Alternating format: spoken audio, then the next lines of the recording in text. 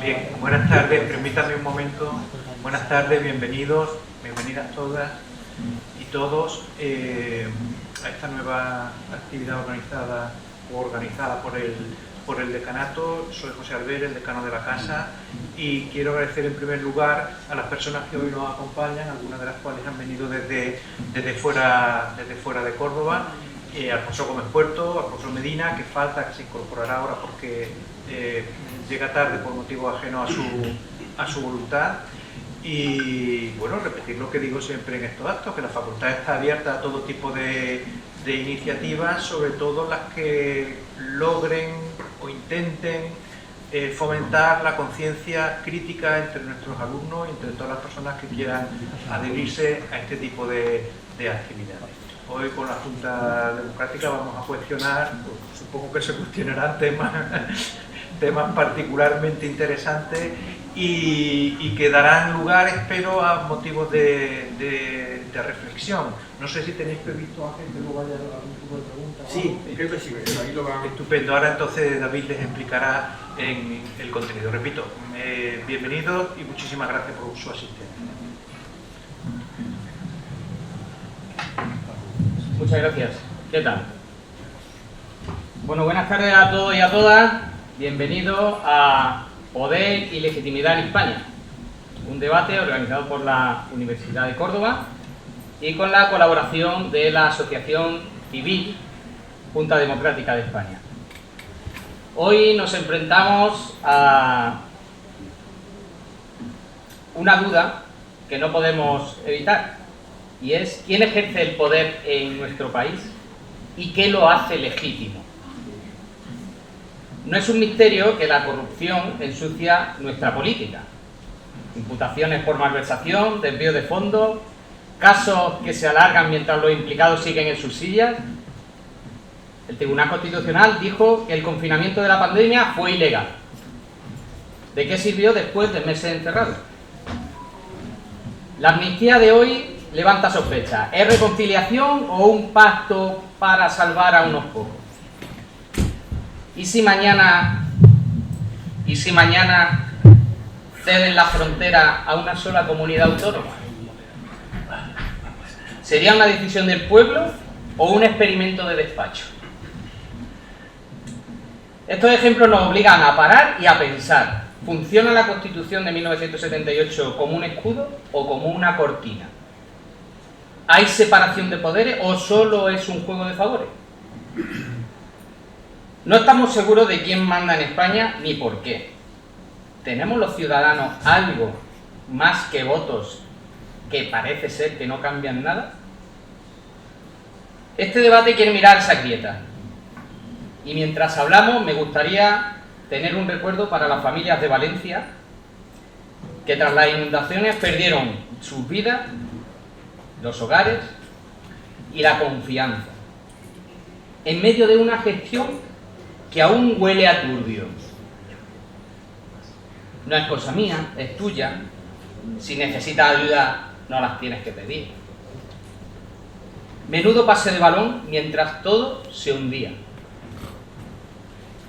Gracias por venir y comencemos presentando a nuestros distinguidos ponentes.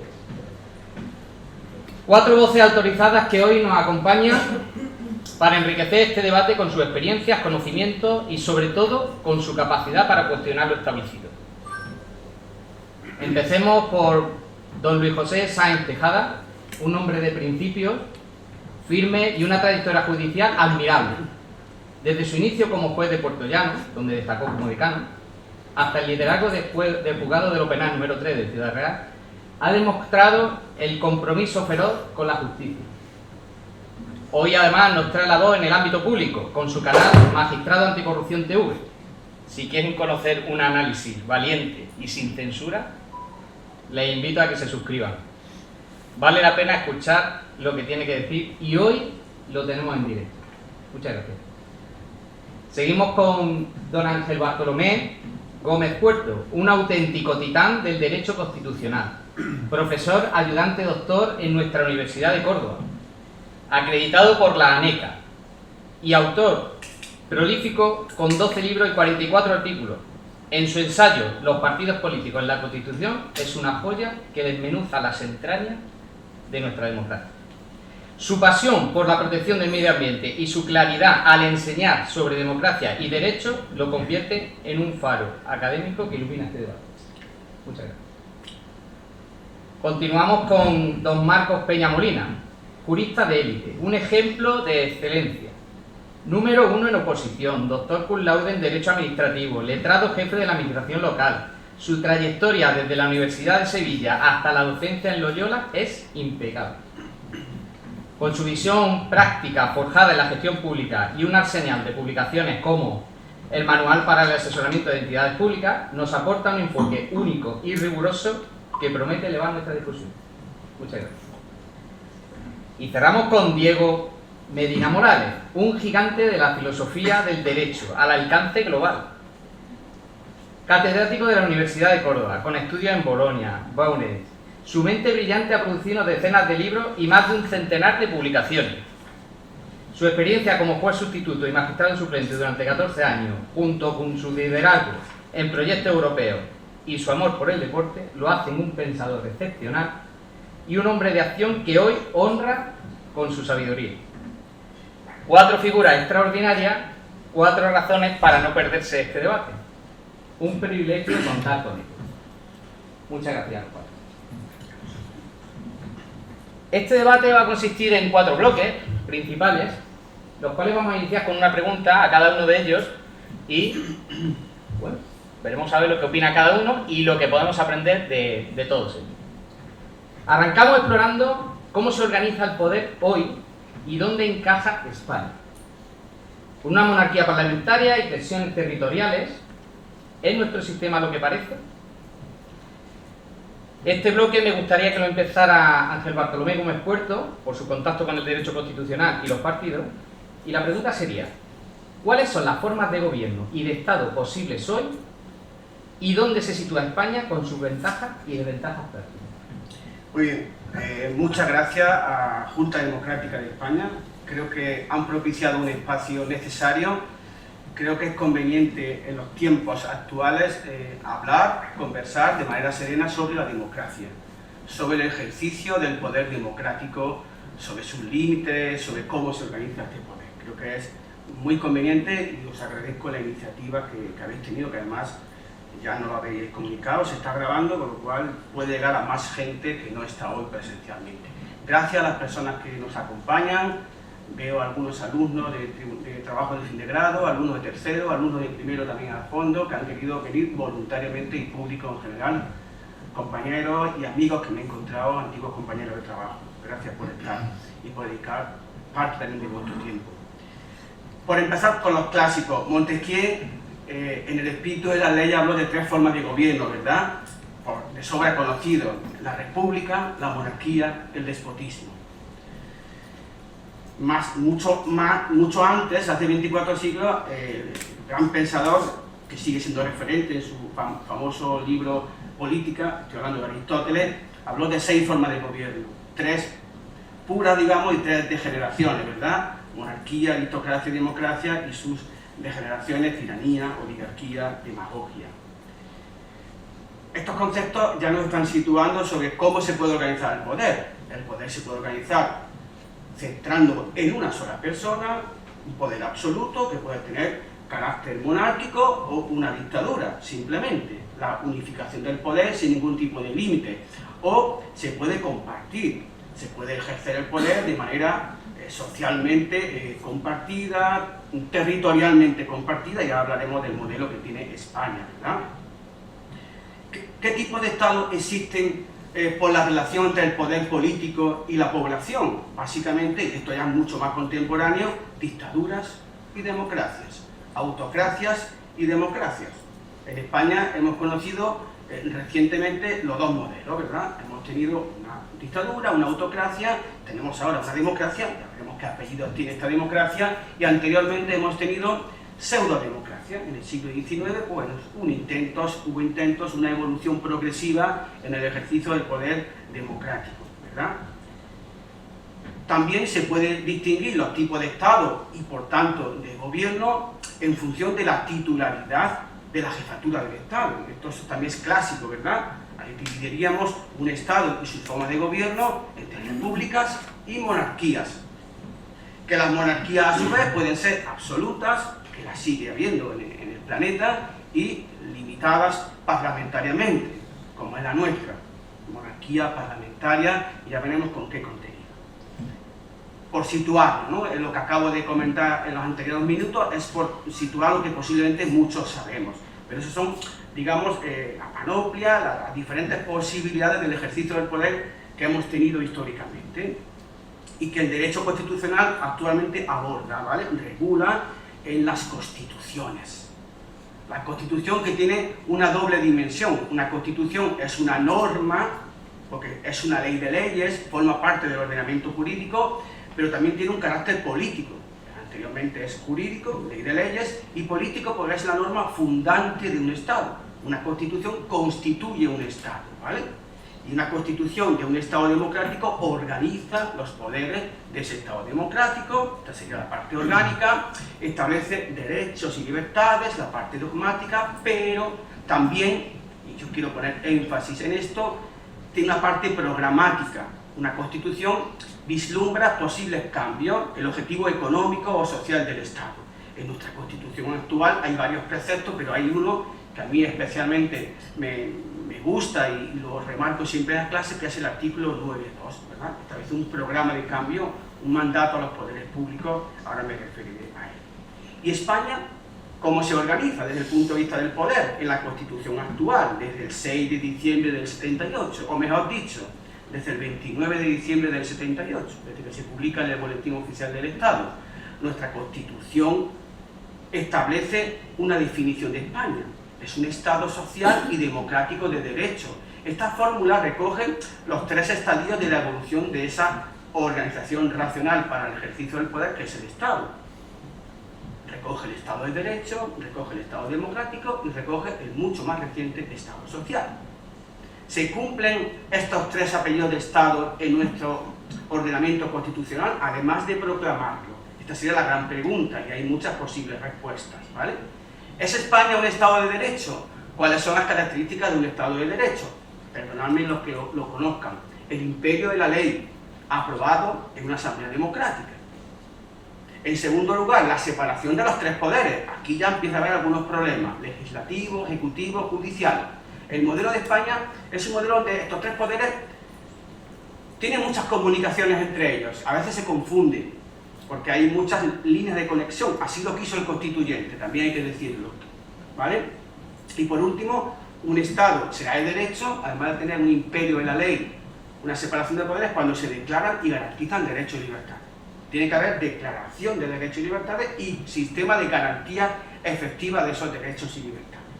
España, además de ser un Estado de Derecho, según la Constitución, y habría que ver si se cumplen efectivamente estos 3 requisitos, es un Estado democrático, donde la soberanía reside en el pueblo, dice el artículo 1, donde las Cortes Generales representan al pueblo, Congreso y Senado. Tenemos un sistema bicameral.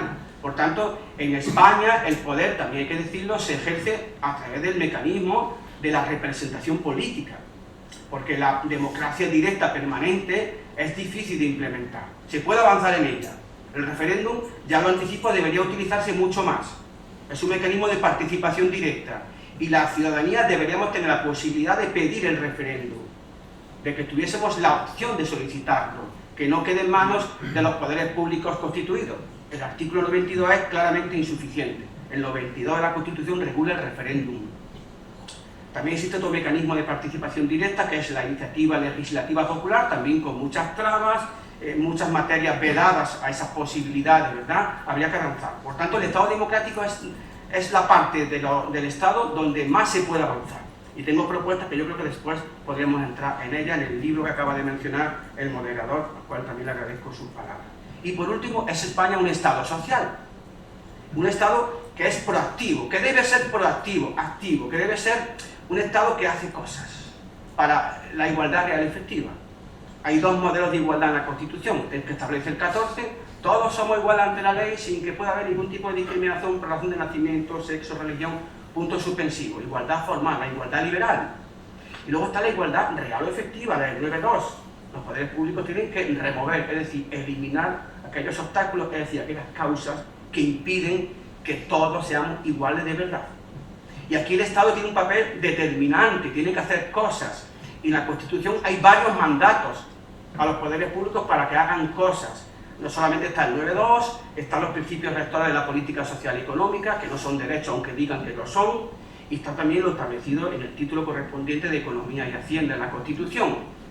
Hay algún artículo en la Constitución que parece, yo se lo digo a mis alumnos, si leo este artículo, no digo qué artículo es, parece la Constitución de la Unión de Repúblicas Socialistas Soviéticas, pero es que la Constitución habla de planificación de la economía, del interés superior de la economía en general, del bien común, eso lo dice la Constitución, también dice que somos una economía libre de mercado, en el 38. La Constitución es una Constitución de pacto, como sabemos, de consenso entre diferentes partidos políticos. Una Constitución, por cierto, tengo que decirlo, que se aprobó por una asamblea que no fue constituyente. Formalmente al pueblo nunca se le dijo, se convocan cortes constituyentes. De facto lo fueron, pero no se anunciaron como tales. Cierto es que luego hubo una ponencia constitucional, cierto es que parte de la redacción de la ponencia no fue con la transparencia que hoy vale, pero los cánones que tenemos, pero lo dejo ahí. Disculpa la interrupción, pero sí. Ese toca un poco el bloque 2, ¿vale? Vamos a hablar de eso. Entonces, básicamente, esta es la situación que yo quería plantear, ¿vale? Estos tres estadios del Estado, cómo se recogen estos tres momentos del Estado: Estado social, Estado democrático, Estado de Derecho, que además nuestra Constitución pone en primer lugar al último estadio, el Estado social, también una decisión constituyente, creo que importante de calar, ¿vale? Entonces, creo que mi intervención es justo perfecto. En lo que acabo de comentar. Gracias. Muy bien. ¿Quién coge el testigo para la pregunta de las formas de gobierno y Estado posibles hoy? José. Bien. ¿Sánchez Tejada? Sí, pues yo más que eso, que no tendría que añadir nada al compañero, evidentemente, que es bastante más experto, pero yo... Ahí abajo. Ahí abajo, se va a bajar. Ahora sí, ya lo tienes. Pero yo más que eso iría a lo que probablemente, a la realidad práctica que hay a día de hoy en España. No, podríamos empezar a hablar de la democracia en Grecia y demás, y así nos pasa siempre, que empezamos por Grecia y cuando llegamos al 1800 en España estamos agotados y no podemos continuar. Pues yo he sido juez durante 18 años el ámbito penal, creo que lo conozco mínimamente. He sido juez de instrucción, juez de lo penal, juez de vigilancia penitenciaria, pero además he sido denunciante, denunciado, demandante, demandado, acusador, acusado, o sea, creo que puedo hablar mínimamente del derecho desde la perspectiva de aplicación práctica. El juez de instrucción es básico en la protección de los derechos fundamentales de cualquier ciudadano que hay aquí. Aquí hay ciudadanos ahora mismo que están sufriendo unas verdaderas represalias, cosas, violaciones. Y hago esto para ver dónde estamos. A mí es que no podemos añadir más a lo que ha dicho el compañero, pero vamos a lo de hoy, a lo que nos afecta a todos. ¿Cuáles serían las ideas básicas explicadas así, que lo metía cualquiera, lo que entendemos que sería una democracia, que sería mucho hablar de una democracia y demás, real y efectiva? Evidentemente, como ha dicho el compañero, la división de poderes, la soberanía popular, eligiendo a los representantes del pueblo, y que los ciudadanos tengan reconocidos unos derechos fundamentales y que sean, pero no solamente que sean reconocidos, no hay ninguna dictadura que no reconozca derechos, que haya un mecanismo efectivo para que se hagan valer esos derechos por el ciudadano. Entonces son las tres notas que son esenciales: reconocimiento de unos derechos y un mecanismo para la protección de esos derechos, división de poderes y la soberanía popular. Si analizamos al hilo de lo que ya, aprovechando para no reiterar lo que ha dicho el compañero, a la cuestión práctica, algo de eso a día de hoy en España se puede decir que tenemos una puridad, una pureza en relación a esto. Evidentemente, yo creo que cualquiera puede llegar a conclusiones muy básicas. Aquí quiero hacer una breve referencia porque es justo para ello, por supuesto, no a la Junta Democrática, Antonio García Trevijano, pero lo que más me sorprende, y normalmente soy bastante incorrecto políticamente, por eso probablemente no estoy en la judicatura, pero al decano, a la Universidad de Córdoba, porque normalmente no encuentro que en las instituciones públicas ya se dé voz a gente que se ha salido de madre, se ha salido de madre.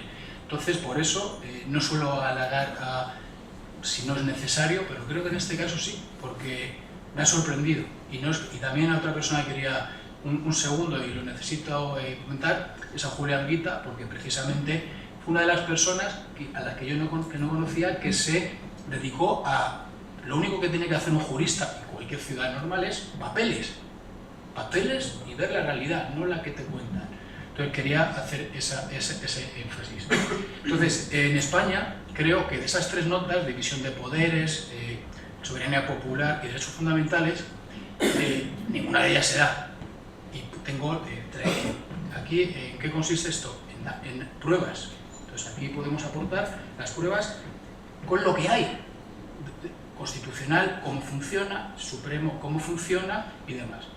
Entonces, división de poder, yo creo que es evidente y obvio. Como bien decía Trevijano, si un poder se sienta dentro del otro poder y en asientos de otro color distinto y demás, más allá de todo lo que se pueda decir o no, evidentemente no hay ninguna división de poderes en España. Hay una división del poder.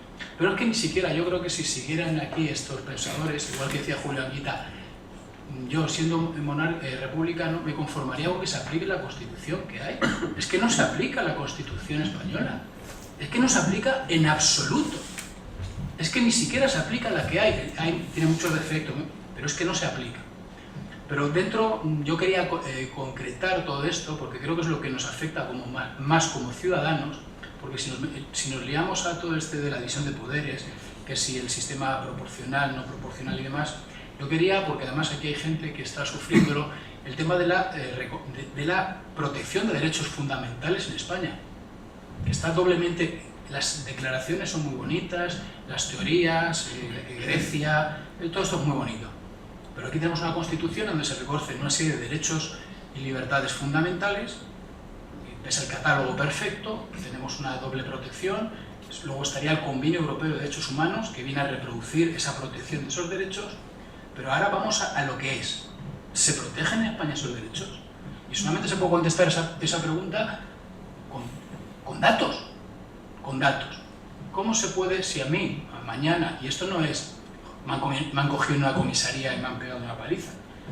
La violación de derechos puede ser mucho más sutil, como pasa mucho, alterando el orden del reparto en un procedimiento judicial para que le vaya a un juez o a otro, es una violación de un derecho fundamental. O sea, que la gente no ve allá cuando se viola un derecho fundamental es que como en la época de Franco que te han pegado una paliza. A día de hoy dice, bueno, ¿no estamos en la época de Franco? Bueno, aquí hay gente hoy que lleva investigada meses por la policía y por la policía sin autorización judicial y sin nada. Hoy, 25, en el año 2025, el 10 de marzo, hoy aquí. Entonces, y vamos, hay casos concretos para decir, no, esto es, dice, ¿es aislado? No. ¿Solo los mismos autores siempre? Sí. ¿Y qué pasa? Que hay impunidad. Entonces, ¿qué es lo que pasa? Hablando en general, antes de ir a algún ejemplo, el mecanismo que hay para proteger los derechos fundamentales cuando un juzgado, un ciudadano, un policía, la administración viola un derecho fundamental es el recurso de amparo ante el Tribunal Constitucional. Datos oficiales del Tribunal Constitucional, de cada 100 recursos que van al Tribunal Constitucional, se inadmiten más o menos el 98%. Es decir, el 98% ni los miran. Ese otro 2% están para Otegi, para fulano, para el otro, ojo, que Otegi tiene los mismos derechos fundamentales que cualquiera de nosotros, pero no más. Entonces, si ya de inicio ese sistema, el 98% ni lo mira, estamos en un 2%. De ese 2%, ¿cuánto se estima? Pues ínfima el porcentaje. Entonces, se cumple en eso, y yo quiero incidir en eso, porque es al final lo que más afecta al ciudadano. Evidentemente, un ciudadano quizás, si no tiene ningún problema nunca, que es nuestro problema, no es que no tenga ningún problema, si no le pasa nada en la vida, entre comillas, pues nunca va a tener ese choque, pero cuando a alguien le pasa es cuando se da cuenta de eso, ¿no? Entonces tú ahora es muy difícil, a cualquiera de nosotros antes de que nos pasara algo, porque nunca si no te ha pasado nunca nada, pero estoy seguro que sí, y hay cientos o miles de personas, cuando le preguntas al que le ha pasado, dice, ve la maraña que hay. Conoce el caso. Teniendo en cuenta además que para llegar al Tribunal Constitucional tienes que pasar años para poder llegar al Tribunal Constitucional.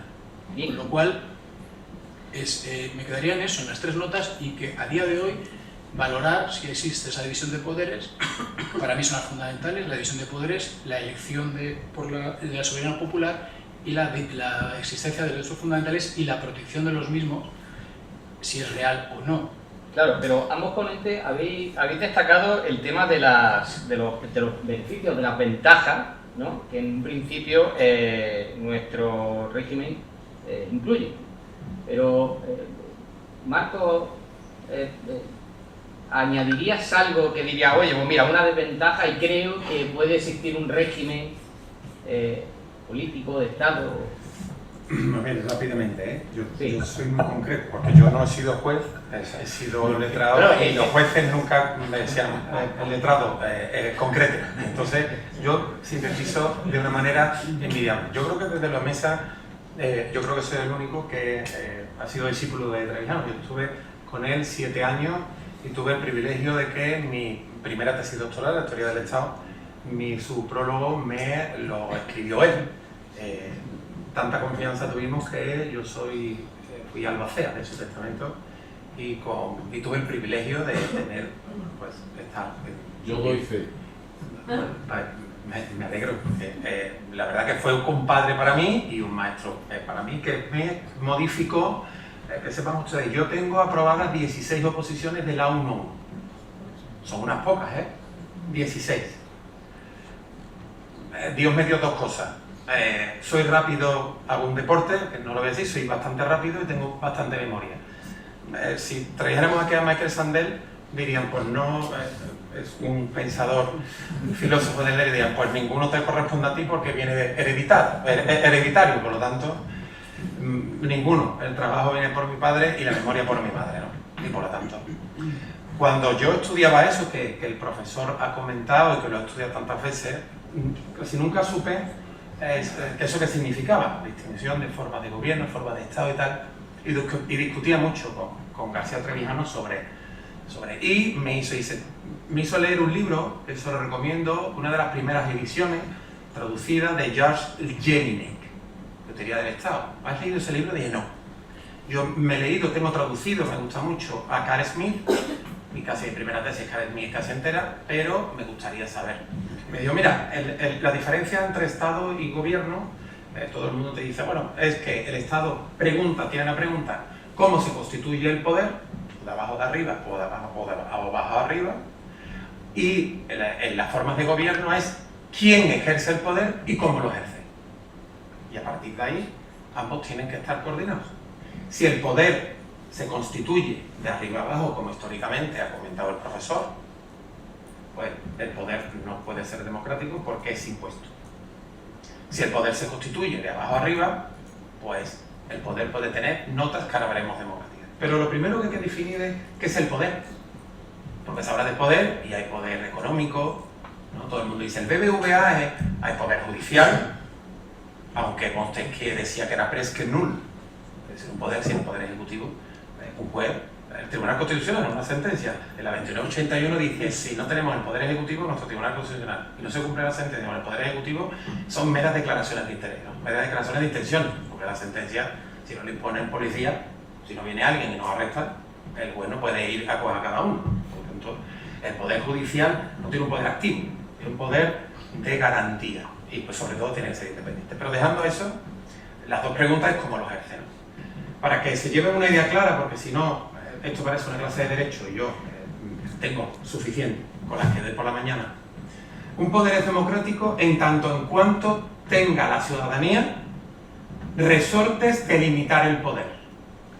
Cuanto más se limite, más posibilidades tengan de control, más democrático. No lo tiene la votación, lo hay en autocracias liberales, que lo estamos viendo ahora, en Rusia se vota, y en Venezuela. Eso no hay problema. Normalmente la separación de poderes, esa gran separación de poderes que Montesquieu creía ver en Inglaterra, pero que era evidente que no, porque el parlamentarismo no tiene y no puede tener en su propia esencia separación de poderes, tanto que en este caso quería, pero que no lo era. Se habla de división de funciones, pues casi tampoco, porque casi ni lo cumple, ¿no?, la maravillosa democracia institucional de Estados Unidos, ¿no? ¿Qué es lo que puede haber de realmente como de democrático en un poder cuando se ejerce? Teniendo en cuenta que la democracia es el ejercicio del dominio a través del derecho. Fijaros que hay un autor que habla del monopolio legal de la fuerza. ¿De acuerdo? Ya hablaremos de eso. Pero, ¿qué hace que un poder pueda decir que es democrático? Pues su control. ¿Por quién? Pues por vosotros, por nosotros. Es decir, si yo mañana, y ya me voy aterrizando, soy muy concreto, hay una tramitación de una ley de amnistía, la primera pregunta es ¿por qué se tramita? Porque es legal, pero ¿por qué no hay control? La siguiente sería, bueno, si es legal y no es legítimo, es decir, si no tiene la aceptación social, ¿cómo que no hay un resorte legal que me permita decir, nosotros tenemos una moción de censura? Oiga, que sepan ustedes que esto infringe una serie de preceptos, el principio de igualdad, la Constitución, una serie de cuestiones, y yo no estoy de acuerdo. ¿Cómo es posible que eso no pueda controlarse? Bueno, pues en tanto en cuanto esa pregunta no se responda, el Estado y su forma de gobierno se va alejando de lo que se supone que tiene que hacer la democracia. La democracia no es votar, no es legislatura, un Estado de Derecho también lo es, una monarquía absoluta, porque el Estado siempre es de derecho, decía Kelsen, es una tautología. El Estado es una construcción jurídica y por lo tanto, a partir de ahí, si no existen resortes, un poder legislativo, un poder judicial, no es capaz de ejecutar sus sentencias de manera independiente y objetiva, o la ciudadanía, de acuerdo con esa declaración de soberanía nacional y popular, no es capaz de controlar y limitar el poder que le ha delegado, jamás puede ser un poder democrático, porque es un cheque en blanco. ¿De acuerdo? O sea, por lo tanto, la democracia hoy se define por su control, por su freno, pero no se define ni procedimentalmente, por las votaciones, o por el sometimiento, por la producción normativa que pueda tener el Estado que compartimos con Rusia, con Venezuela y con Chile. Y muchas gracias. Vamos adelantando un bloque 2 que estamos ahí pendientes, pero nos queda Diego Medina. Diego Medina, solamente para recordamos la pregunta, que eran las formas de gobierno. Sí. De Yo voy a ser muy primero para ser, digamos, un poco cortés y disculparme por mi llegada, que cuando uno tiene que trabajar mucho, pues no puede disponer de mucho tiempo. Entonces, como el tiempo es escaso y es muy valioso, yo voy a ser muy rápido. Yo aquí citaría a Dalmacio Negro, muy amigo de mi amigo Antonio García Trevijano, porque yo lo conozco a Antonio García Trevijano desde hace casi 30 años. Yo fui el primero que lo trajo aquí a Córdoba, hace casi 30 años. Y bueno, pues habría que recurrir a Dalmacio por su magnífico libro de la historia de la forma de Estado. Entonces, lo que está claro ahí es que Dalmacio hace una definición del Estado actual que lo llama Estado Minotauro. ¿Y qué es la característica de este Estado actual? Que ha secuestrado la soberanía al pueblo. Es decir, el Estado le ha quitado la soberanía al pueblo, se la ha secuestrado. Y eso es fundamental. Es que eso es lo más fundamental. Porque claro, ya la soberanía no es popular. Ya en el momento que está secuestrada, ya no es popular. Y además a Dalmacio lo traería también, que Antonio suscribía esto al 100%, ahora estarán los dos riéndose, me imagino un poco de todas las situaciones extrañas que han pasado por no hacerles caso. Pues en fin, que una cosa era, como habéis dicho ya, separación de presupuesto de poderes, la libertad política, porque él le llama la libertad política como hacía Antonio, la libertad política. Eso es fundamental. La libertad política consiste en muchas de las cosas que habéis dicho aquí, pero sobre todo en el control de presupuestos también, que es que Dalmacio ahí mete el dedito bastante bien. ¿Cómo podemos tener un gobierno que no tenga aprobados los presupuestos? Que usted va a mandar sobre qué y con qué. No, pero vamos a aplazar y lo vamos a renovar y aplazamos una y otra vez el presupuesto. No, me usted, imposible. Usted, en cualquier país democrático, un gobierno que no aprueba los presupuestos va a la calle. En España es imposible, es imposible. Incluso los italianos, que son muy parecidos a nosotros, lo logran, pero nosotros imposible, absolutamente imposible. Bien, yo diría que además hay otra cosa que también está ahí, es cuando hemos dicho la libertad política, recordar a Benjamin Constant, ¿no? Y recordar a Isaiah Berlin más recientemente, las libertades positivas y negativas, y sobre todo cómo cada día el Estado ha conseguido hacer más público todo, y de quitarnos las libertades, incluso las libertades de los modernos. Nos han quitado hasta las libertades de los modernos. Por tanto, el Estado cada día se ha hecho más omnipresente y está en todos lados organizándonos la vida. Perfecto, muchas gracias, Diego. Bueno, en este primer bloque se ha hablado de cosas, la verdad que muy atractivas, como hemos hablado de la Constitución, cuándo se constituye la Constitución, ahí hay algo que, bueno, que quizás debíamos delimarlo. Hemos hablado de derechos fundamentales, hemos hablado de libertad, pero esto da pie al segundo bloque que un poco se ha contestado, y es sobre el tema de definición de democracia y la Constitución del 78. Vamos a ver, seguimos con que la democracia, ¿cómo la sostiene? ¿Cómo sostiene esa democracia y la, entre comillas, la Constitución del 78, con partidos dominantes, casi medio siglo de normas, porque las normas en España es terrible, terrible. No recuerdo la cifra exacta, pero es que salimos a muchísimas normas por día. El año tiene 365 días, si queremos hasta 366, les regalo uno. Pero, ¿cuánta norma hay? Norma sobre norma que se contradice a la norma. Increíble. Entonces, ¿es democracia real o fachada? Vamos al fondo. Entonces, me gustaría, Diego Medina, ¿qué define una democracia y qué papel juega la Constitución del 78 hoy?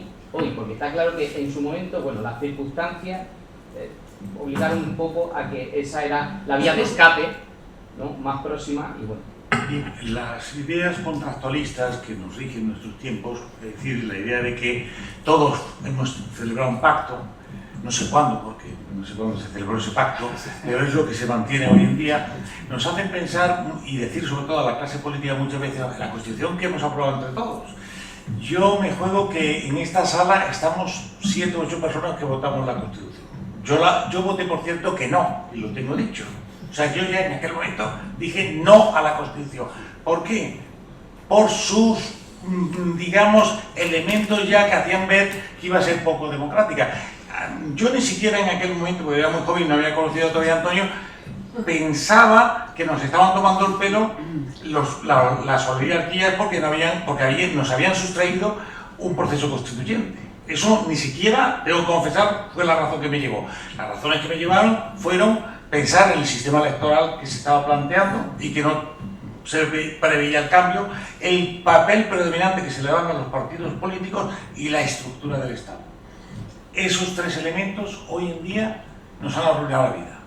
Fundamentalmente porque, entre otras cosas, ven ustedes la relación que tenemos ahora mismo entre las 17 comunidades autónomas, por no decir solamente la catalana y la vasca. Es que estamos todo el día peleando, no sabemos por qué, para que unos cuantos señores sean cabeza de ratón, por no querer ser cola de león, por no hablar de un Estado completo. Yo, si existe solamente el Estado central, pues a lo mejor allí no figuro, no soy nadie, pero hombre, en mi comunidad si se crea, yo puedo aspirar a tener un capítulo importante. Entonces, eso ha multiplicado la cantidad de estructura de Estado. Es decir, tenemos un Estado infinito, lleno de gente que, por ejemplo, ahora Trump ha hecho una cosa que todo el mundo dice, ¡uy, qué barbaridad! Pues miren ustedes, se ha pedido que digan los funcionarios lo que hacen. Eso se tiene que hacer en España. Yo estoy convencido que si en España se dijera, usted es funcionario, dígame usted lo que se dedica, salía un montón de gente que no se dedicaba a nada, pero que cobraba del Estado. Que cobraba del Estado. Bien, pues yo creo que la base de cualquier democracia la tenemos en Tocqueville. Creo que Tocqueville lo dice muy claro. Es la idea, que hemos dicho aquí, de participación política. Por lo tanto, lo primero que habría que hacer en España, con nuestra Constitución, a la cual yo no voté que no, pero la he respetado, cuidado, Después del día siguiente en que todos los españoles, todos no, una buena mayoría de españoles, siguiendo, pues en fin, las recomendaciones de la oligarquía mandante, decidieron votar que sí, yo, como se aprobó, y me siento parte ciudadano español, parte de España y ciudadano español, pues decidí que la tenía que obedecer, como hizo Antonio también, la estuvo obedeciendo siempre. Ahora bien, habría que cambiarla. ¿Cómo la podemos cambiar? En los sentidos sobre todo que he dicho, ley electoral, partidos políticos que además se tienen que financiar ellos mismos, no financiación pública, y la estructura del Estado. ¿Cómo lo podríamos conseguir esto? Pues esto es una utopía, porque si ustedes repasan cómo se puede modificar la Constitución de España sin que participe la oligarquía misma que está interesada en ella, no se puede cambiar. Por lo tanto, los españoles de a pie, los ciudadanos, poco pueden hacer. Bien, pues yo no voté la Constitución porque tenía 9 años, no fue posible. Como la inmensa mayoría de la población, efectivamente, muchas personas, la inmensa mayoría de la población que residimos en España, no hemos sido de momento poder constituyente. Realmente es un deseo de volver a ser poder constituyente cuanto antes mejor. Eso es lo primero que quiero decir. Segundo lugar, yo creo que España sí tiene bastantes características de un Estado democrático. He dicho antes, muy mejorable, y me voy a referir a ellas. Yo creo que en España sí existe soberanía popular, es decir, yo creo que el pueblo, que la soberanía reside en el pueblo y que ese poder se está ejerciendo con defectos y carencias, como ahora me referiré, a través del sistema de representación política, a través de las personas que nos representan en el Congreso y en el Senado en la medida de la soberanía nacional. ¿Que es mejorable y reformable? Por supuesto. Yo tengo propuesto, por ejemplo, que la circunscripción electoral debería ser única. Todo el Estado debería ser la circunscripción electoral. Porque el sistema electoral actual, que lo consagra la Constitución, en una definición que lo determina todo, la provincia. Esto determina una cantidad de injusticias electorales permanentes, y lo hemos ido viviendo en los últimos 46 años, una cuestión que hay que reformar. Segundo lugar, cierto es que la Constitución, aunque no menciona el concepto Estado de partidos políticos, que Kelsen ya lo definió perfectamente en 1934, sin embargo, el artículo 6 de la Constitución sí recoge el Estado de partidos políticos y establece una especie de cuasimonopolio que hay que desarticular. Yo no abogo por la desaparición del protagonismo de los partidos políticos, yo abogo porque se posibilite la igualdad de armas a la ciudadanía. Yo tengo propuesto, tanto en el ensayo que tú has mencionado como en otro mucho más reciente, que las personas nos podamos presentar al Congreso de los Diputados y al Senado en candidaturas unipersonales o uninominales, sin pertenecer a partidos políticos. Creo que es una reforma esencial. Perdón por la interrupción. ¿Dónde ocurre eso? Es igual, donde ocurra o no ocurra. La Constitución no lo impide, la actual Constitución no lo impide. No, para que quede claro al público. No lo impide la Constitución actual. La Constitución actual lo que sí decide es que la provincia es la circunscripción electoral y que los partidos políticos son el instrumento fundamental para la participación política. Fundamental, no único. No único. Por tanto, en una interpretación de la Constitución, actualmente, modificando la Ley Orgánica del Régimen Electoral General, la LOREG, del 85 con sus sucesivas modificaciones, sería posible lo que estoy planteando. Y la circunscripción electoral única es posible porque en la elección europea ya se está haciendo. La circunscripción electoral es única actualmente en el Parlamento Europeo. Se dividen los 54 diputados que corresponden al Reino de España en función de los votos puros de cada cual, y el sistema que sale es totalmente proporcional. Por tanto, esa reforma es posible sin modificar la Constitución. Y otra cuestión en relación a lo que dice mi compañero Diego, efectivamente, la Constitución es que no se puede reformar actualmente. Sí se puede. El título 10 abre 2 caminos, pero es muy difícil, es imposible, sin el pacto de los partidos políticos. Volvemos al mal de origen. Las cúpulas de los partidos políticos están determinando no solo la dirección del Estado, en un sistema de listas cerradas y bloqueadas, sino que están determinando la dirección del Estado porque pueden bloquear perfectamente cualquier modificación constitucional.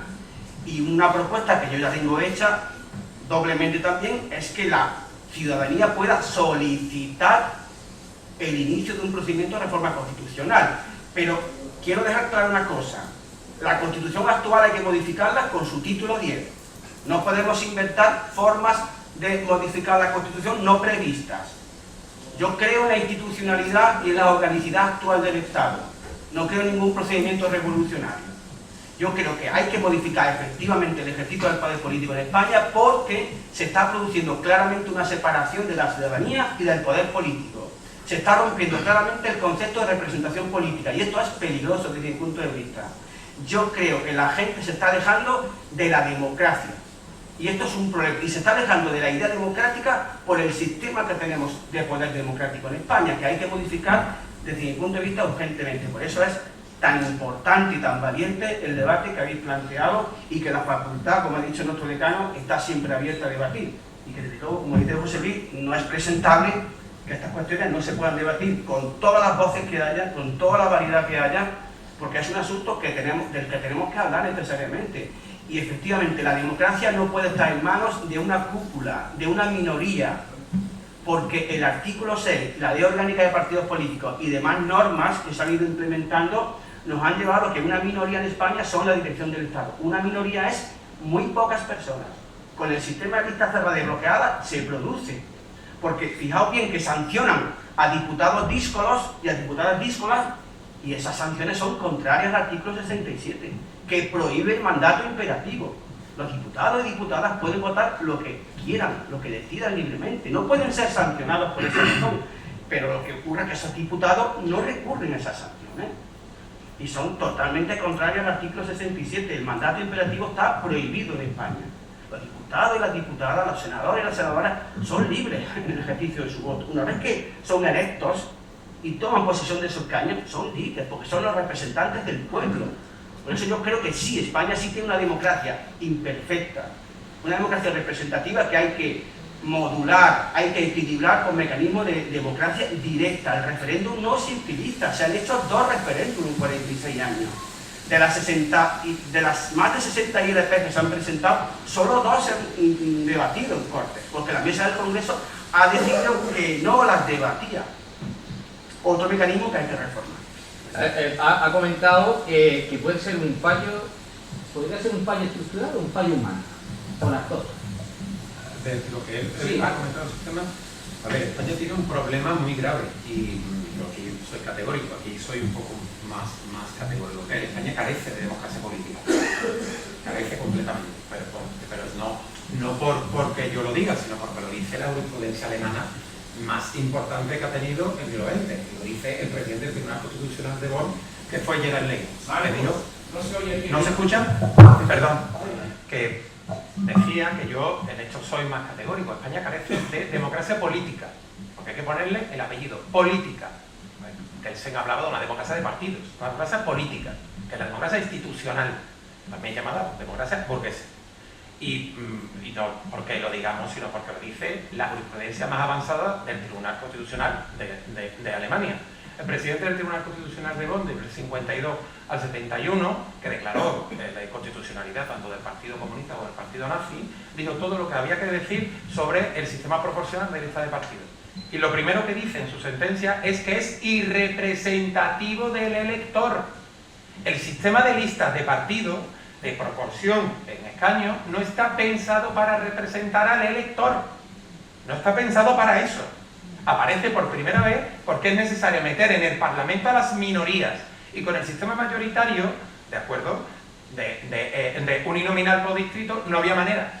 Y por lo tanto se creó por grupos de izquierda y partidos de izquierda, alemán y francés, un movimiento para crear este tipo de sistemas que lo inventa un telegrafista inglés, y que por primera vez se aplica en Australia, y que luego es recogido como consecuencia de que atomiza completamente el Parlamento, y es la República de Weimar la que inmediatamente lo incorpora, teniendo en cuenta que incorporó 44 grupúsculos políticos que ni siquiera eran partidos, ni siquiera eran facciones.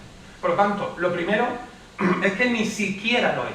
Hay una discusión muy importante que está Fraga, y que él mismo en la tribuna dice, ojo, ya lo dice el Tribunal Constitucional alemán, esto es irrepresentativo del elector. Pero es que tiene otro problema más, que es que el sistema crea oligarquías. Y una oligarquía, por propia definición, no puede ser democrática. Eso es así, y por tanto es imposible. Pero aquí hay una segunda nota que aquí es importante destacar, para que podamos decir con precisión y cirugía que España es una democracia política. Y es que tiene que darse el principio divisorio de poderes. Y el principio divisorio de poderes se constituye de abajo arriba. Es decir, es necesario que existan elecciones separadas en origen. Hay que separar el ejecutivo del legislativo en elecciones separadas. Cuando del legislativo sale del embrión el ejecutivo, ya Montesquieu en su capítulo 6 dice que se acabó la libertad política, es decir, que se acabó la democracia. Por lo tanto, para que pueda haber un principio divisorio de poder, tiene que haber elecciones separadas en origen. Primero, en este caso, el poder ejecutivo y luego el poder legislativo. España, formalmente, en el artículo 1.3 dice que es una monarquía parlamentaria. Materialmente es un estado de partidos radicalmente igualitario, y así lo define Gerard Leichhardt, que es el presidente del Tribunal Constitucional, quien, nuestro primer ilustre presidente del Tribunal Constitucional español, efectivamente lo cogió y creó y editó su libro El Estado de Partido. Yo he tenido, con mi libro, que también se llama El Estado de Partido, la posibilidad de tenerlo y de traducir qué decía para España. Y para España decía, oigan, como cojan el sistema de Weimar, que sepan ustedes que no va a ser representativo. El elector lo único que puede es identificarse con una sigla, que luego ocurre hoy.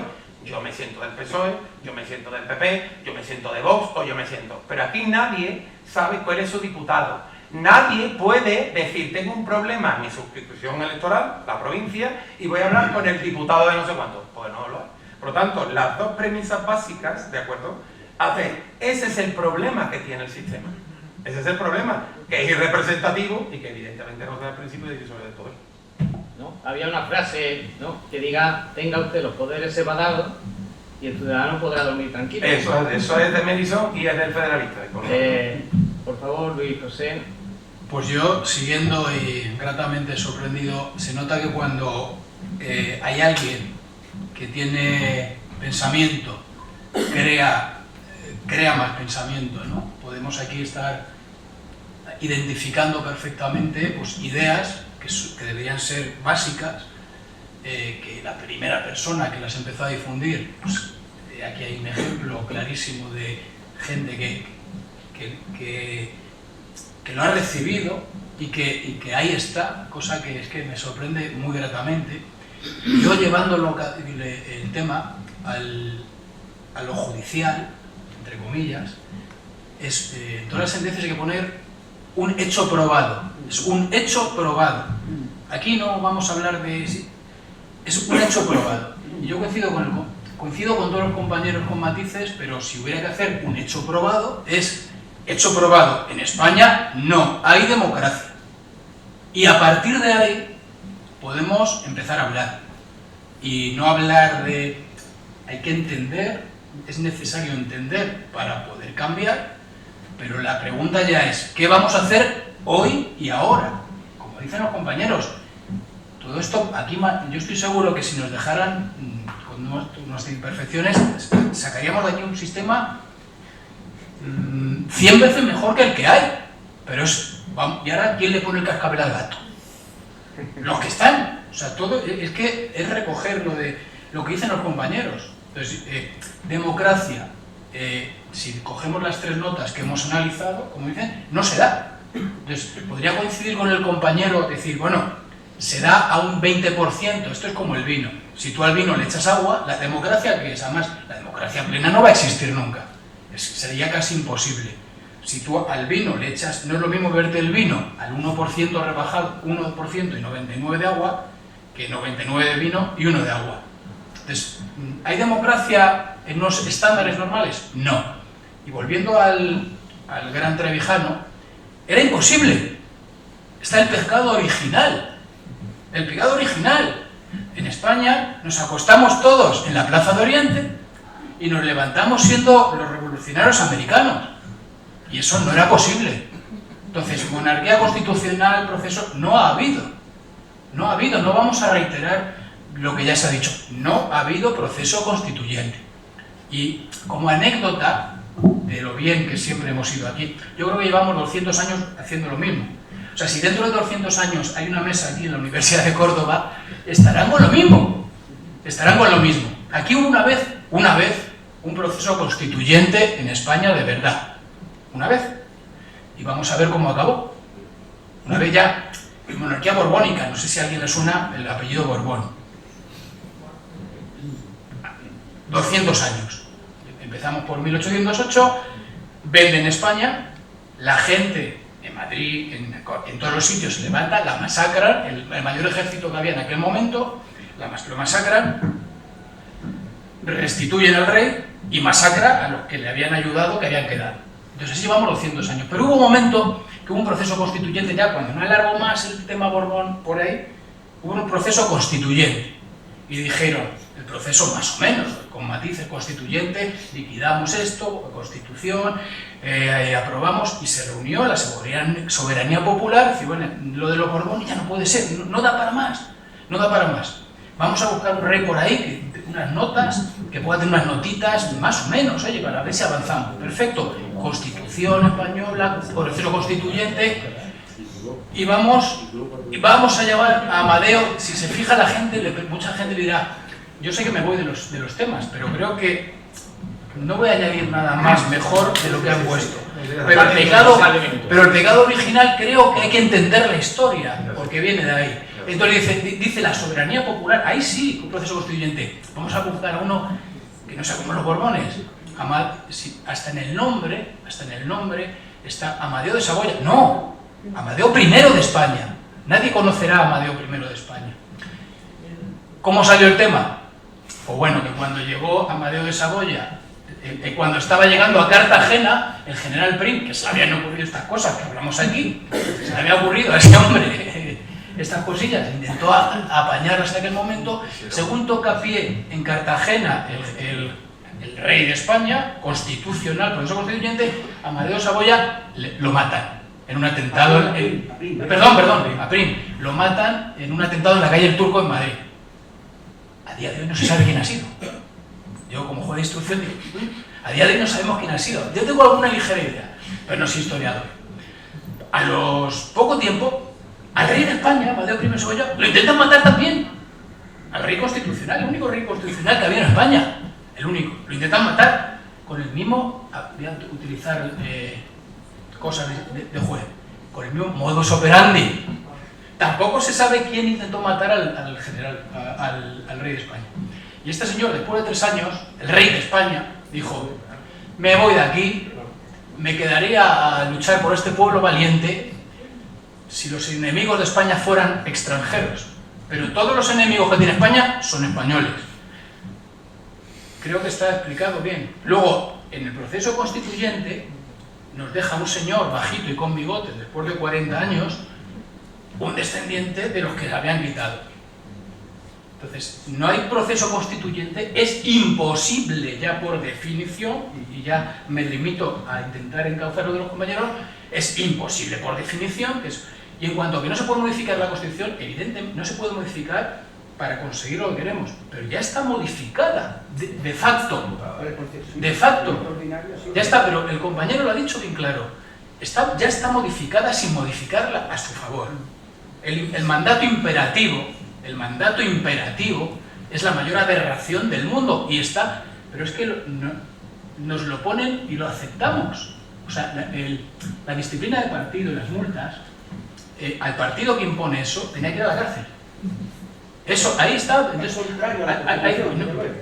pero es tan básico, entonces, y es tan básico, está modificada ya. Podríamos decir que si un diputado representa a 300.000 ciudadanos, podríamos decir que se están obligando a esos 300.000 ciudadanos a votar lo que quizás no quieran. No, pero es que estamos en lo mismo. Cuando dicen ahora, yo creo que no se han leído, ni siquiera se han leído la Constitución. Todas las leyes tenían que estar nulas. Nulas. Bien. Por ese interés. Bien. Nulas. Pero bueno, ya todo eso está explicado y yo, claro, si empezamos... Sí. Y además viene muy bien la historia para dar paso al bloque 3, precisamente, que hemos dicho que es funcionamiento de la Constitución. Sí, hemos hablado de que la propia Constitución es incapaz de cambiarse desde abajo, desde el poder que emana del pueblo, ¿no? Porque si un ente que es necesario para realizar ese cambio es ente implicado y beneficiado de la propia Constitución, pues claro, nadie se va a pegar un tiro en el pie, ni nadie va a tirar piedra a su tejado. Ahora me gustaría hacer unas pinceladas respecto a la acción de la Constitución a día de hoy. Pandemia, amnistía, corrupción, crisis como la de Valencia, que he hecho mención al principio. ¿Resiste o se quiebra bajo presión? Este es un bloque que mira la realidad. O sea, vamos un poco a dejar de lado la teoría, que ha quedado muy clara, y ahora vamos un poco a cómo se ha comportado la Constitución ante pandemia, amnistía, crisis naturales o corrupción. Porque claro, yo he mencionado al principio, en la introducción, que el Tribunal Constitucional declaró ilegal el encierro de la pandemia, que es que eso coarta libertades directamente. Entonces la pregunta sería, de cara a don Luis José Sáenz, ¿cómo se ha comportado la Constitución ante la pandemia, amnistía, crisis naturales y corrupción, por el contacto que tiene con la judicatura y la corrupción? Bueno, pues partiendo de lo que hemos dicho, de que no existe realmente de lo que hablan, es que lo que se habla aquí hay un problema, de lo que se habla, lo que se estudia en esta facultad, igual que lo que yo estudié en la Universidad Complutense de Madrid, tengo una mala noticia. No es la verdad, es una teoría, como si mañana dijeran otras leyes. O sea, por eso, cuando tú dices esto, sales catapultado de los sitios. Tú no puedes ser juez, tú eres un corrupto, el de al lado, tú es que eres, mira, papeles, eres un corrupto. Sales catapultado de las universidades en muchas ocasiones, pasa exactamente lo mismo. Todos los defectos que estamos hablando, yo lo llevo a los derechos fundamentales. Voy a contar un caso aquí muy específico de gente reiterada y en cuanto a la corrupción. Pero es que estamos en lo mismo permanentemente. Esto ya, como si dijéramos, había un contagio masivo en todas las instituciones a lo más básico. Yo como juez de instrucción, lo que hablamos es que parecen bromas. Hay puestos en donde no existe, existe el puesto, el cargo, pero no está la persona. El otro día está imputado un alcalde, muy importante, de Andalucía, por cierto, porque a una señora a la que le reconoce una cierta amistad, le había dado cuando se habla de la corrupción en general, que es como el señuelo que te ponen para que la gente esté callada, la peor corrupción es la que incluso está con cobertura legal. El otro día, cargo de libre designación, 5.000 euros a una señora, amistad íntima, vamos a llamarle amistad íntima. ¿El cometido de 5.000 euros cuál era? ¿Tenía que ir a trabajar? No. ¿Tenía que ir al ayuntamiento? No. Tenía que revisar farolas. Ella salía a tomarse algo. Es que no es broma. No es broma. Está la imputación, por cierto se ha cerrado. Entonces, esa corrupción está directamente, se puede hacer hasta legal. O sea, lo que vemos es la puntita del iceberg. Entonces, cuando tú rompes con esto, que años es imposible. Es literalmente imposible. Entonces, ¿cómo funciona a mí? Yo ya, que si el estado de alarma, no, pero vamos a ver. Evidentemente no, pero el Constitucional también es muy listo, el Constitucional. Le da a la gente lo que quiere, como bien has dicho. ¿De qué sirve eso? Ya, después. Cuando quiere el Constitucional, si nos damos cuenta, tarda 20 años, y cuando no quiere, tarda una semana, están puestos en órbita, con lo del proceso y demás. Yo podría contar casos de corrupción en relación con los derechos fundamentales, que creo que es lo que más viene a colación, porque es lo que al final, si te toca, y todo el mundo piensa siempre, no, bueno, es que eso, algo habrá hecho. No. Tú te puedes cruzar mañana en sitios pequeños, y puedo hablar de ello directamente, te puedes cruzar, una persona se cruza con el vecino, y el vecino es amigo de no sé quién, y te meten en un lío, incluso con sentencias del Constitucional que después de muchos otros vienen a reconocerlo, pero a esa persona le han arruinado realmente la vida. Y lo peor de todo es que existe una impunidad en relación con eso, en que luego los responsables de eso tienen impunidad. En cuanto a la ley de la amnistía, siempre se plantean los debates como no hay democracia y como los partidos políticos lo han inundado todo, como dice el compañero.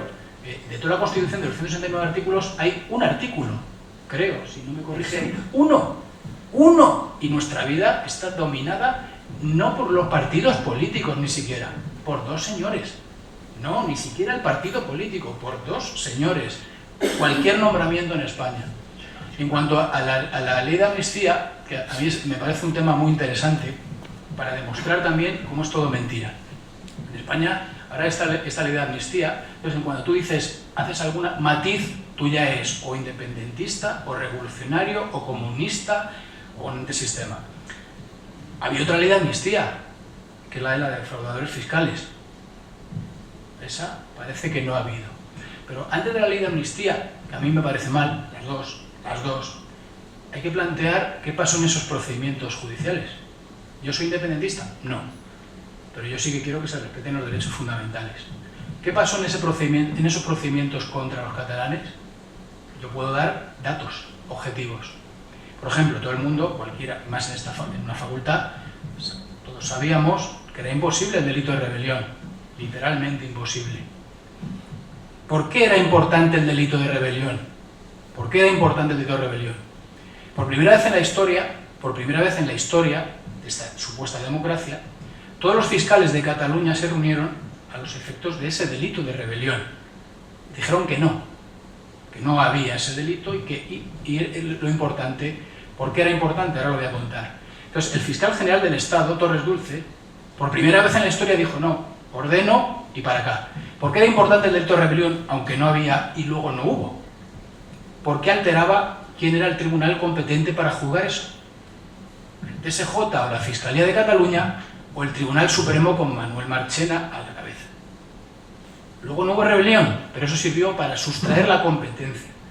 Juez natural, juez ordinario predeterminado por la ley, artículo 24 de la Constitución Española, derecho fundamental, Convenio Europeo de Derechos Humanos, ¿cómo se puede alterar realmente la regla del juego?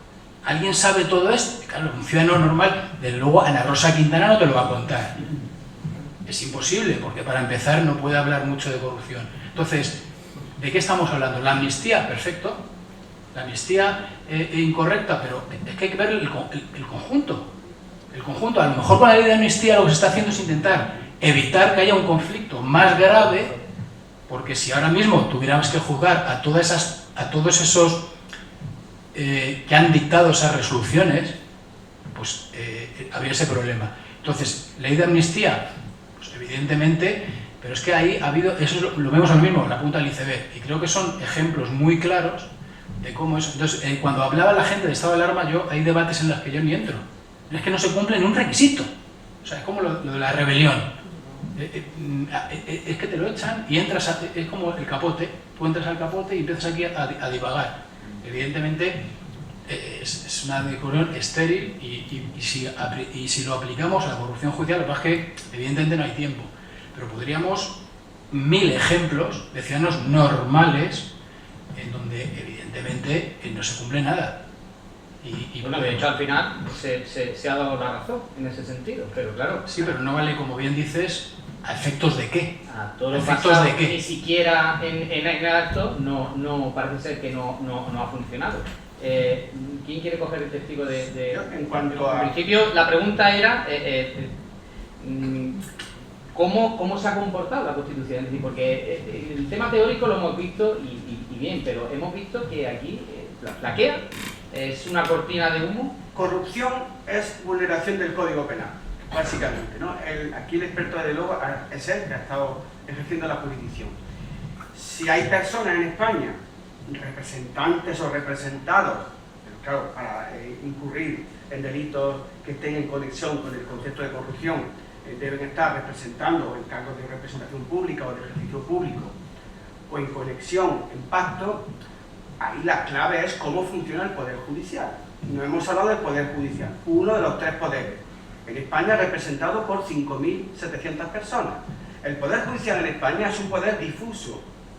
A diferencia del Congreso, el Legislativo está Congreso y Senado, el Ejecutivo Consejo de Ministros, con su presidente al frente que lo invite el Congreso, exclusivamente el Congreso, el Poder Judicial, y el otro poder, también independiente, está representado por funcionarios y funcionarias que han estudiado Derecho, que se han estudiado 300 temas y han aprobado una oposición.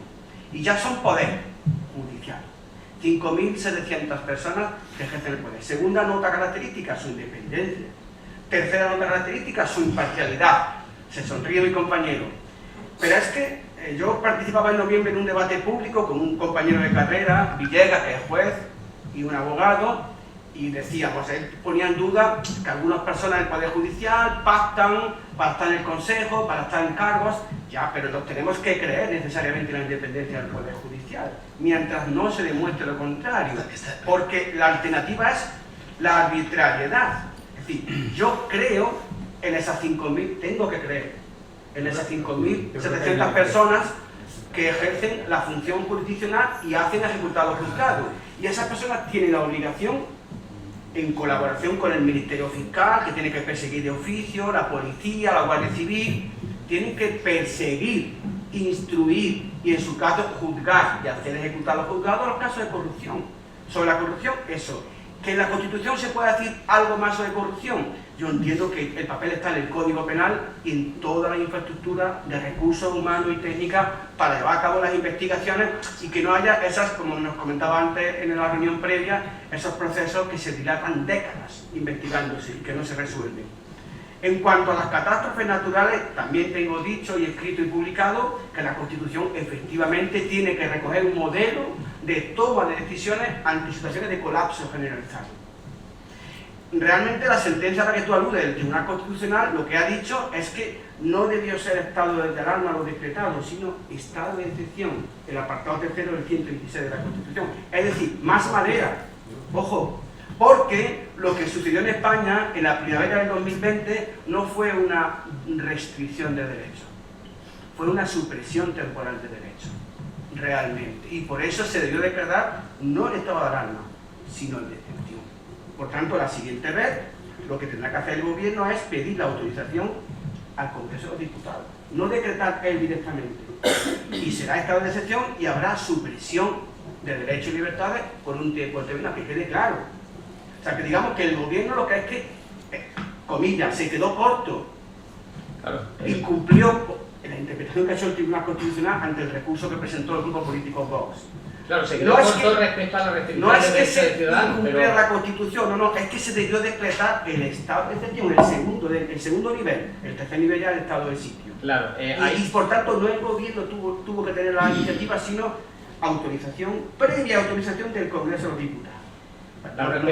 Es que justo a colación de eso tenía otra pregunta, que era la de hacer referencia de que tendríamos que haber subido de nivel por la supresión del derecho, pero el gobierno podía haber hecho todo lo que hizo en el estado en el que nos encontrábamos, o para alguna cosa era... Según el Constitucional no, debió aprobarlo previamente el Congreso, no el gobierno y luego prórrogas autorizadas a posteriori, sino que el apartado 3, leanlo, 116, el estado de excepción será declarado por el gobierno mediante decreto aprobado por el Consejo de Ministros, previa autorización del Congreso de Diputados. ¿Podéis coger el testigo o Luis José quería hacer algún comentario sobre...? Un segundo. Respecto al compañero, es que si nos va a contar, el compañero nos cuenta los papeles. Pero claro, si vamos a dar por santo la Constitución o lo que dice el Constitucional, pues entonces prácticamente no hay violaciones de derechos en España. Pues si nos vamos a eso. Pero un matiz para el por qué la corrupción va unida, volvemos a lo mismo, a los derechos fundamentales en las instrucciones y en la investigación de la corrupción van unidos derechos fundamentales, que es una nota de las características que hemos hablado de una presunta democracia. Pero un ejemplo para el compañero de cómo funciona y de la supuesta independencia, que como dice el compañero, independencia e imparcialidad son cosas muy distintas. La independencia del Poder Judicial es cero, pero cero demostrado, no da tiempo aquí, se os lo puedo demostrar con documentación pública y oficial.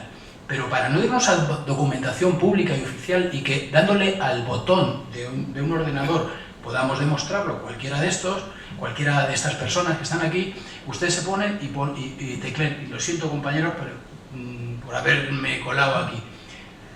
Concentración de jueces contra la ley de amnistía. En Badajoz, por ejemplo.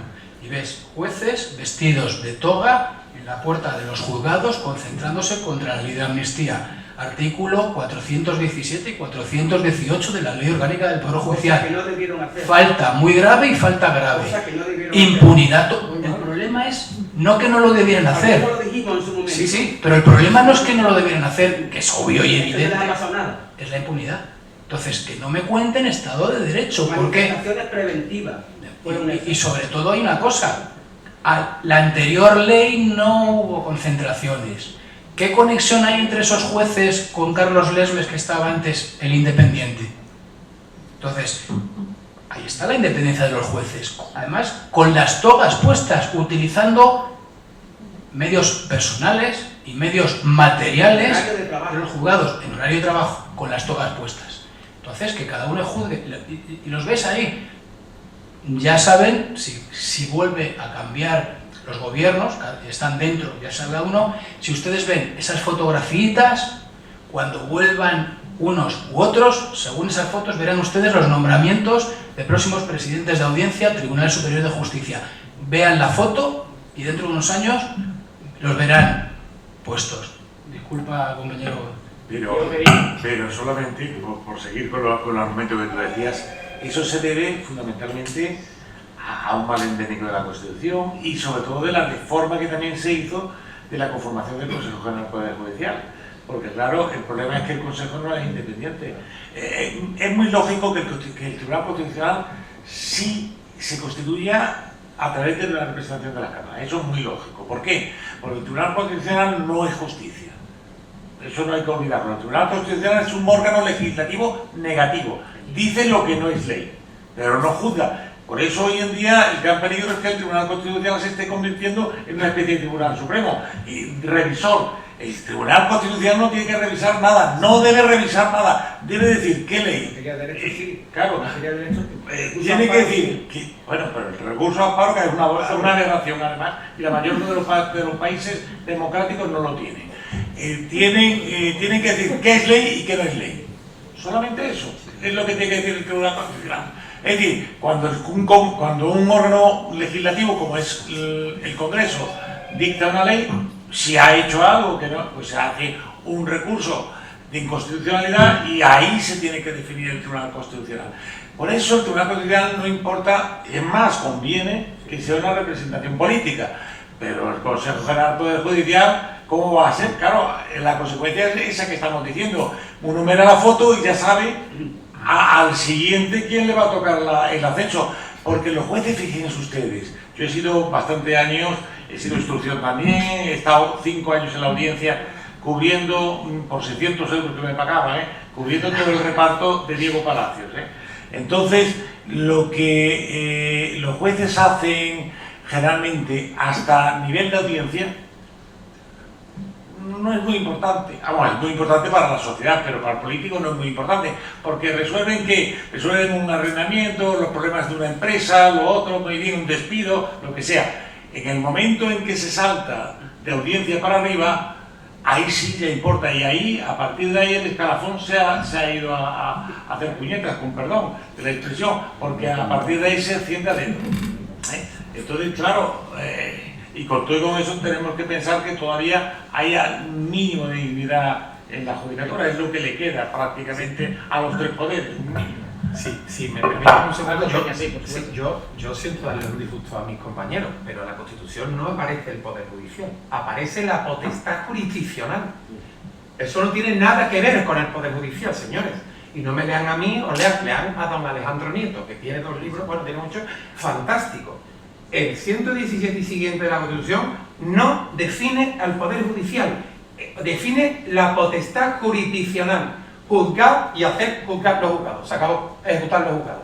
Un poder constitucional, para hacerlo, tiene que enfrentarse a otro poder. Este señor, cuando era juez, tenía que enfrentarse al legislativo y decir, esa ley no me vale. Y frenarlo. Pero frente a un ciudadano, claro, si no, no es poder constitucional. Los poderes constitucionales se enfrentan en la Constitución.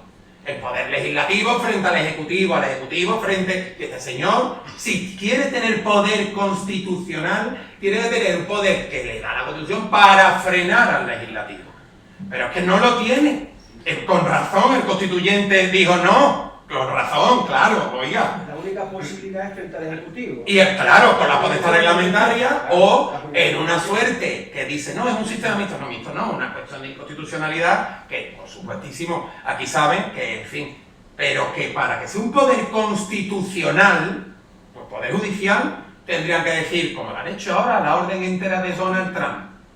Un juez de distrito, de circuito de distrito, lo que significa que puede ser un juez de Villa Manrique de la Condesa. Ha dicho, no hay orden de expulsión. Al presidente de los Estados Unidos. Vamos, esto es como si nos vamos aquí al juez de San Lucas y le dice a la ley de amnistía, no se aplica. Claro, mire usted, pues esto aquí es impensable, o sea, impensable. Entonces, bueno, eso es uno de los principales problemas que tenemos.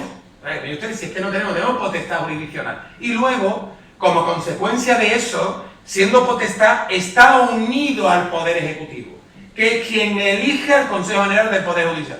Por eso, el poder en España, la potestad jurisdiccional y los magistrados pueden ser imparciales. Como yo mañana voy a Huelva, a juzgado de condición número 1, que tengo un juicio, y el juez será imparcial y me verá. Pero independientes, cuando sube el escalafón y el Consejo General del Poder Judicial, no puede serlo nunca. No puede serlo nunca. Si lo eligen los políticos, si lo elige el poder, no hace falta ser un jurista de reconocido prestigio para tener y leer. ¿Vamos? Si hubiera constitución constituyente, ¿habría el Tribunal Constitucional? ¿Existiría? No, lo que habría que suprimirlo. Si ese es el tribunal, si es el tribunal más corrupto. Vamos a ver, si el Tribunal Constitucional que lo idea, bueno, no lo idea, Vamos a la pregunta al final, esa es una buena pregunta que podríamos contestar. Un segundo. Carlos Lesmes, presidente del Tribunal Supremo, al hilo de lo que dice el compañero, en cuanto a la independencia judicial, cuando entra Carlos Lesmes, presidente del Tribunal Supremo y del Consejo, por si había alguna duda, como dice el compañero, dice, a los jueces le controla con el palo y la zanahoria. Está escrito, ahí está. O sea, por si hay alguna duda de algún loco, que algún loco que a los jueces se controla. Carlos Lesmes, presidente del Tribunal Supremo, ¿se puede llegar a ser presidente del Tribunal Supremo sin poner una sentencia civil, sin poner una sentencia penal, sin instruir un procedimiento penal, sin llevar a cabo un procedimiento civil? ¿Se puede? Sí, Carlos Lesmes. Jamás había puesto una sentencia. Carlos Lesmes durante 8 años fue director general, o sea, cargo político de segunda de un partido político. No hay más preguntas. Muy buena respuesta para terminar este tercer bloque y comenzar el cuarto bloque. Que bueno, una vez que hemos visto toda la maraña compleja de nuestro país como es España, vemos que nos encontramos con una situación como de manos atadas, ¿no? Nos encontramos con esa sensación de decir, ¿qué hago? ¿Qué hago? Y eso nos da pie al cuarto bloque, que es la participación ciudadana, los desafíos actuales. Es decir, cerramos este debate con una mirada puesta hacia la ciudadanía, ¿no? Al ciudadano. Los desafíos actuales de un sistema donde las urnas parece que no siempre, por no decir siempre, ¿no? Traducen cambios y solucionan la sombra, pues esa sombra de corrupción que persiste. Entonces surge una gran pregunta: ¿existe un verdadero control desde abajo? Es decir, enlazamos el presente con el futuro. Es decir, ¿entendemos que los ciudadanos son meros espectadores o agentes del cambio? Entonces la pregunta iría para don Marcos Peña. Entonces, me gustaría preguntarle qué medios tienen los ciudadanos para influir, pero no de manera teórica, sino ¿hay alguna forma en la que los ciudadanos podamos influir a cambio y superar estos retos que hemos planteado aquí encima de la mesa? Medio legal no tiene ninguno.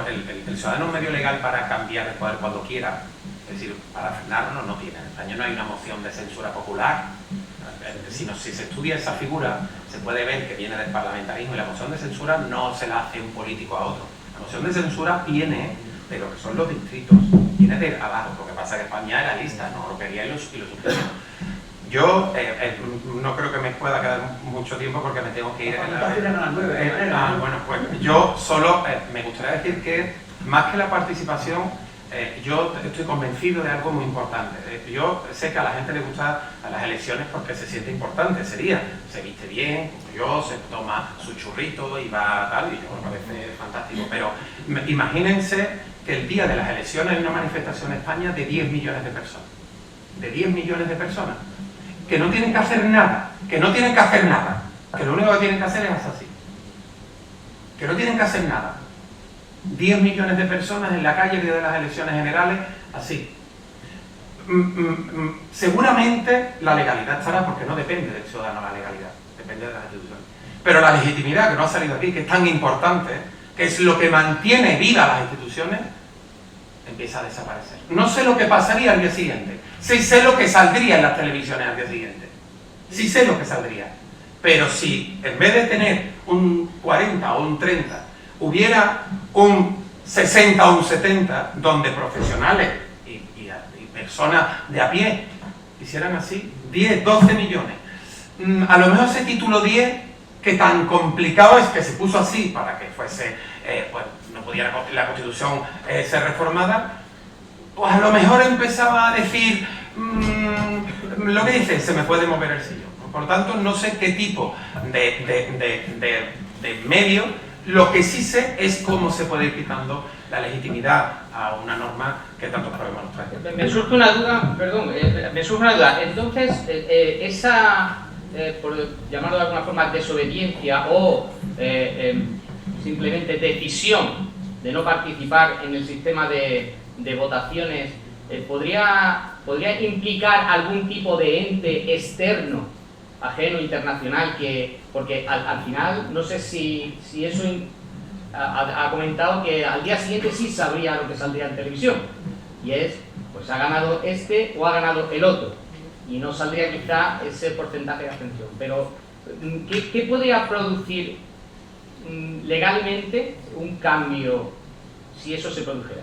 Legalmente no tenemos resorte, no tenemos mecanismo, ni la ley electoral general, no existe un mecanismo, de hecho, efectivamente, de anulaciones, eso no. Lo que sí se tiene que dar después del poder, hay aquí algo muy importante. La Constitución, las constituciones son actos políticos, luego tienen una eficacia normativa, pero son actos políticos que definen la existencia del Estado, ¿no? Como lo define Carl Smith.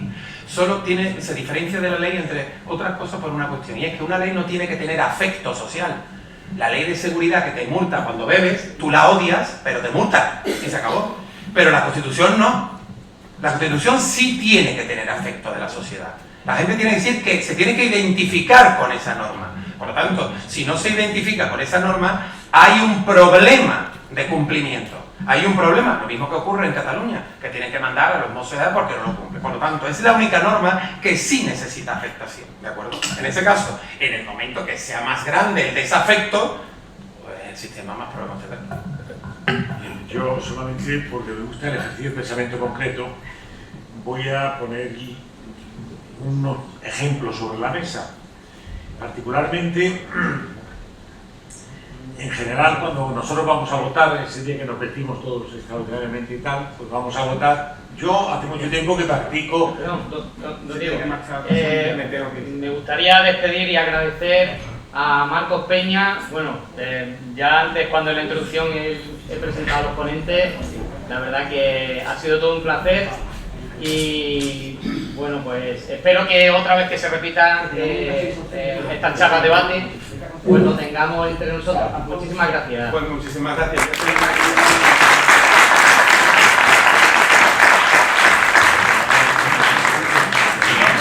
Ahora, continuando con este bloque, por favor, don Diego Medina. Decía que me gusta el ejercicio de pensamiento concreto, y que te voy a poner como ejemplo.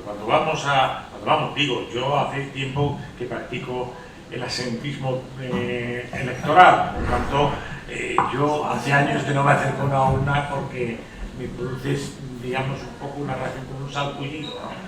Pero cuando generalmente se va, la gente piensa efectivamente que ese día pues está eligiendo algo. con el sistema electoral español no eligen nada, absolutamente nada.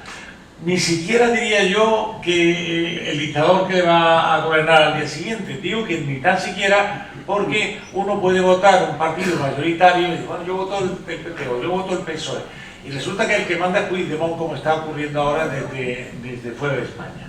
Por lo tanto, el que ha ido a votar no ha conseguido nada, y eso porque se produce.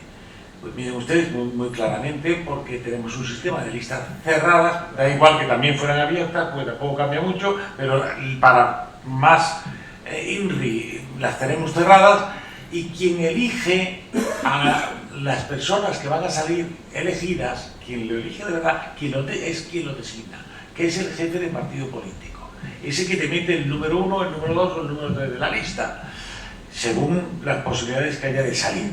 Y por tanto, cuando ustedes van a depositar el voto, lo único que hacen es satisfacer los intereses del jefe de partido político. Y esto, quien sale como supuesto representante lo sabe. Y sabe que él no tiene que representar a quien le ha votado, tiene que representar a quien le ha elegido, porque hay una diferencia entre el votar y el elegir. Como el que le elige es el jefe del partido político, tiene que servir los intereses de su jefe de partido político, porque si no, la próxima vez no está en la lista. Entonces, ante esa situación, pues es imposible que haya una participación política y una verdadera libertad política. Y por eso es por lo que yo creo que es importante el asentismo electoral. Y efectivamente lo que habría que hacer es, posiblemente, no solamente hablar de esto, que yo llevo hablando, no sé, 30 años de esto ya, y ya te duele la boca y ya te cansas y ya no lo dices, pero lo que haría falta es que todos tuviéramos conciencia de eso y todos lo dijéramos con claridad a gente allegada para que se entere del engaño. Porque efectivamente, si se consiguiera en España que hubiera un asentismo hasta el 70%, fíjense ustedes lo que estoy diciendo, al día siguiente la legitimidad se había ido y algo tendría que cambiar a la fuerza. El artículo 6 de la Constitución, además de decir que los partidos políticos son un instrumento fundamental para la participación política que contribuye a la formación de la voluntad y a manifestarla, dice una cuestión muy importante al final. Su estructura y funcionamiento interno deberán ser democráticos. No podemos olvidar que el partido político es un ente privado, es una asociación, pero tiene relevancia constitucional y le exige el artículo 6 que tengan funcionamiento interno democrático. En cambio, la Ley Orgánica de Partidos Políticos, que lo desarrolla, no le exige que sea democrático para elegir su órgano decisorio. Es decir, todo partido político debe tener una asamblea que a su vez, en la que está integrado los militantes, que a su vez eligen a sus direcciones. Pero hay una cuestión fundamental para la que la Ley Orgánica de Partidos Políticos no dice nada. ¿Cómo tienen que decidir? Y tiene que ver con lo que ha dicho Diego, lo que yo dije al principio. ¿Cómo deciden los partidos políticos sus listas electorales? La Ley Orgánica debe decir. También el principio democrático tiene que actuar en esa importante decisión. Las listas electorales no las puede decidir el comité electoral o comité de lista, que al final es una persona a nivel central, quien decide todas las cabezas de candidatura de las 50 circunscripciones, ¿vale? Para esto no hay que modificar la Constitución, hay que modificar la Ley Orgánica de Partidos Políticos. Y para las dos cosas que voy a decir ahora, tampoco. Listas abiertas. Las listas abiertas son posibles porque en el Senado ya lo son. Las listas cerradas y bloqueadas pueden eliminarse sin cambiar la Constitución, simplemente cambiando la LOREG, la Ley Orgánica del Régimen Electoral General. Lista abierta en todas las convocatorias electorales, Congreso, Senado, autonomías, ayuntamientos. Y por último, conectado con lo que he dicho justo antes, primarias obligatorias en todos los partidos políticos. ¿Esta es la panacea? No. ¿Es un camino posible que podemos recorrer sin cambiar la Constitución? Sí. Es que hay que intentar caminar. Y yo creo que la ciudadanía lo que tiene en sus manos, a tu pregunta, ahora mismo solamente es la libertad de pensamiento y de opinión. Es lo que tenemos ahora mismo, amigos y amigas. No hay más. Porque la Ley Orgánica de Partidos Políticos y tal como se está interpretando la Constitución, nos ha llevado a un sistema efectivamente en manos de una minoría o de una oligarquía. Como decía la persona a la que bien queréis, yo también estuve en esa conferencia que tú organizaste, era alumno tuyo en ese momento. de Antonio García Trevijano. Yo militaba en ese momento en un partido político, pero mi padre, que era también militante histórico de un partido político, siempre me dijo, hay que ser libre. Y si estás en un partido político, tienen que respetarte tu libertad, y si no te la respetan, hay que salir de esa estructura partidaria. Cosa que hice hace ya muchas décadas. ¿Vale? Gracias. Pues nada, con esto, si alguien quiere hacer alguna mención más, Yo quería un minuto. estando de acuerdo con ello, con lo que evidentemente la idea de no votar, creo que es irrealizable. No, perdón. Mi propuesta No, realmente yo sigo votando de momento. Yo no. De momento voto. Pero De momento creo voto. que en la práctica es imposible por una razón. Porque entre los interesados, gente que depende de todo y demás, nunca se va a bajar de un 50, es imposible. Con lo cual, aunque es una idea genial, como no puede ser de otra manera, es irrealizable a día de hoy. Vale, muchísimas gracias. Bueno, Yo, pues... solamente una cosa, Sí. para darle la razón, en cierta medida, aunque yo como... No, moralmente como moralmente podéis sí, pero... comprender, yo soy un romántico No, y yo. entonces creo profundamente, cuando creo en algo, creo profundamente y tengo que practicarlo. Pero hay que recordar, simplemente tiene la Boiti y su discurso de la servidumbre voluntaria. ¿Por qué unos pocos gobiernan a tantos? Porque esos tantos viven de esos pocos también. Reciben menudencias, migajas, pero con las migajas van cosiendo. Entonces, esos que reciben las migajas, esas migajas que tanto sangran a los presupuestos del Estado, son los que hacen que se mantengan esas, digamos, niveles de participación política. De mínimo, ¿no? Claro, Ya de mínimo. Chile Claro. hace 3 años ya lo consiguió. Pero es ¿no? que estas cosas hay Con que un decirlo. 70% de abstención ya consiguió cambiar, ¿no? Claro, que eso, los hilos, ¿no? eso es un éxito, pero es que efectivamente cada vez hay más prebendados, hay más pesebre, ¿no? Bueno, pues un debate intenso donde hemos aprendido muchísimas cosas de los grandes ponentes que hemos traído hoy aquí, lleno de reflexiones, que queda claro que las preguntas sobre poder, legitimidad y participación ciudadana no tienen respuestas fáciles, ¿no? En fin, esto es complejo. Pero lo importante es que sigamos cuestionando y debatiendo, tal como decía don Ángel Bartolomé, que tengamos un pensamiento crítico, ¿no? Que siempre cuestionemos aquello de, bueno, ¿y si regalan una tarjeta del supermercado? ¿Cómo que me regalan una tarjeta del supermercado, no? ¿Qué es lo que me están quitando por otro lado? Agradecer a los distinguidos ponentes por su tiempo, el conocimiento, el compromiso y en este espacio de discusión, y también a todos ustedes por la atención. Pero no me gustaría finalizar sin antes dar un obsequio de parte de la Junta Democrática, la Asociación Junta Democrática. Por favor, Rosa, Fátima. Un obsequio de la tierra, ¿no? Que hoy en día, bueno, un obsequio que se podría decir con gran valor, ¿no? Son unas botellas de aceite. Entonces, ¿cómo no? Entonces, el famoso oro líquido, efectivamente. Entonces, bueno, agradecer, pues nada, sobre todo este espacio de pensamiento que espero que sea la punta del iceberg para otros muchos más.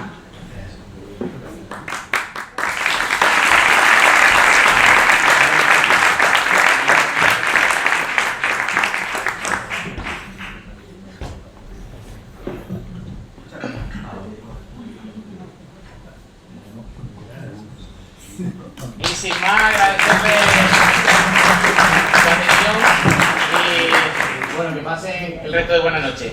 Muchas gracias y hasta otra.